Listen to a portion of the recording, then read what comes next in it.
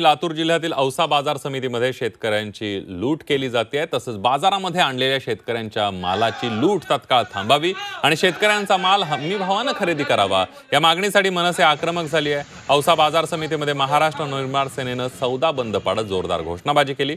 अचानक सौदा बंद केल्यामुळे या ठिकाणी काही काळ तणाव निर्माण झाला होता।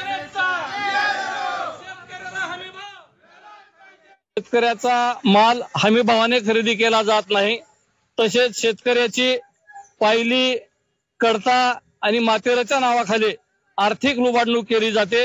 याच्या निषेधार्थ आणि आज या क्षणापासून खरेदी करणारा माल हा हमी भावाने खरेदी करावा या मागणीकरिता महाराष्ट्र नवनिर्माण सेनेच्या वतीने आम्ही आज कृषी उत्पन्न बाजार समिती औसा इथला सौदा उधळून लावलेला आहे। आणि जर बाजार समितीच्या वतीने हमी भावापेक्षा कमी भावाने खरेदी केली आणि शेतकऱ्याची होणारी लूट नाही थांबवली तर आम्ही या बाजार समितीच्या काचा फोडण्याचा इशारा आज मनसेच्या वतीने दिलेला आहे।